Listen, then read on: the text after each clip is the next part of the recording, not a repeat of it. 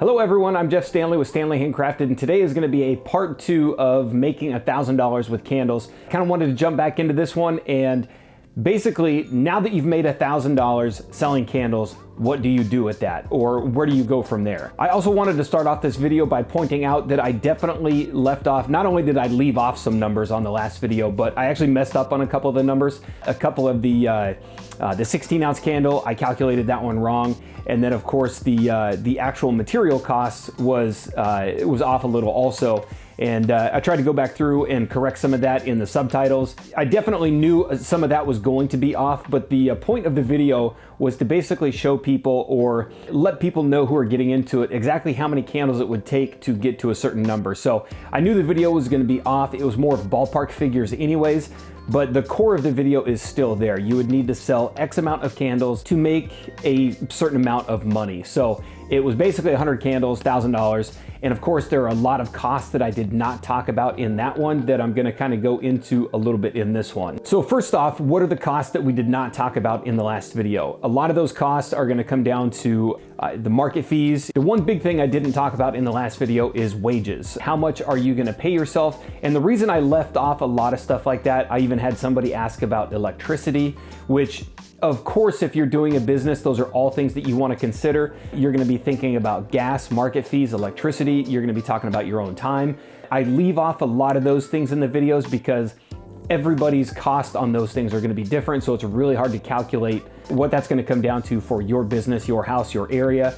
And that's why I leave those videos, and especially this one again, I leave it at ballpark figures because we're just going towards kind of a targeted goal. It's not going to be an exact figure for you that it is for me. So my gas going to the market, my electricity making the candles is going to be completely different from yours. So rather than put exact numbers in there, we just put ballpark. So again, the first thing I left off on the last one is wages. How much are you going to pay yourself? And that is going to come down to basically how many candles you can make. If you're only doing those 100 candles to make the $1,000, you're going to have to figure out how quick you can make those, and basically how much you want to pay yourself. Some people are going to pay themselves $10 to $15 an hour. Some people are going to pay themselves $30 an hour. So whatever you come up with, however long it takes you to come up with those candles, 100 candles, let's say it takes 8 hours.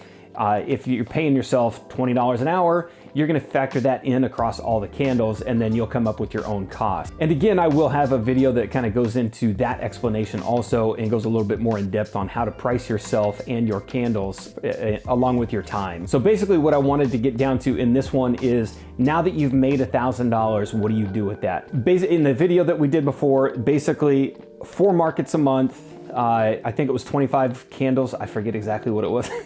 Yeah, 25 candles, because it's 100 divided by 4. See, this is why I go ballpark. 25 candles every Saturday for 4 weeks, $1,000. And then basically, what are you going to do with that? So you've got to factor in the cost of your gas that going back and forth to the markets. Again, my market is the one that I go to, that's one of the bigger ones, is probably 25 miles away. So I've got to factor that one in. I have another store that I set up a lot.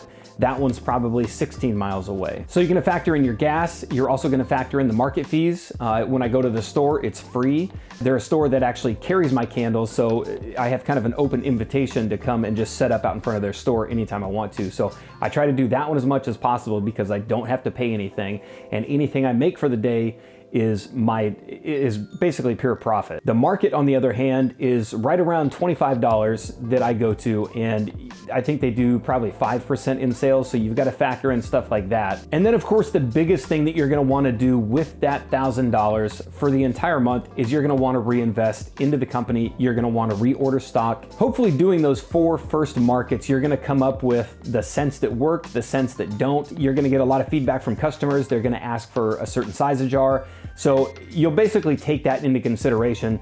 If you wanted to order just the supplies that you did every single month to make those 100 candles again, it's easy. You go back in and you just order the exact same setup that you did the month previous, and then you end up making those 100 candles again. Now, if you got lucky and you sold through your candles quicker than that, obviously you're gonna wanna ramp up production. You're gonna wanna buy more jars, more wax, more scents.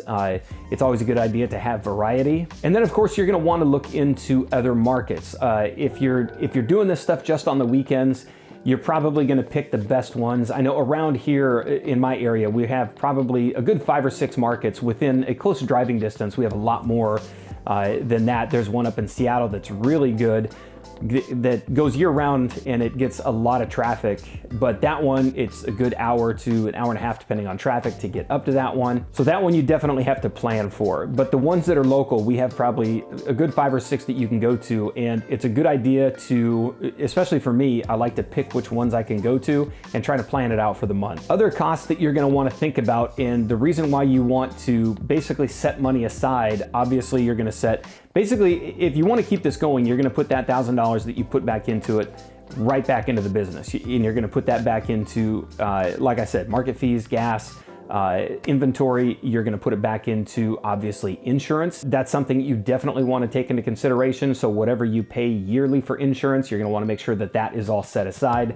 A lot of this stuff is just real common sense, but somebody just now getting into this may not know of all the extra fees on top of this, which is why I wanted to get back into this video and kind of clear up some of the things that I definitely glossed over, and knowing I was going to gloss over them in the previous video. All right, so that's pretty much it for this video. I just wanted to get back in here, and of course I glossed over a lot of stuff again. I just wanted to talk about, basically bring this into the part 2. Now that you've got $1,000, what do you do with that $1,000? So I'm gonna watch this video back when I edit it, and hopefully I covered everything as far as basics. Like I said, inventory, gas, market fees, insurance, paying yourself. There are many other things that you're gonna take into consideration when reinvesting that $1,000. And again, if I glossed over something that you'd like more clarification on, or something that I just missed entirely, please ask in the comment section down below. I'll try to go through and answer every single one of them. And then kind of in a part 3 of this video, the next one that I want to go into is how do you expand from those markets. I had somebody ask in the comment section below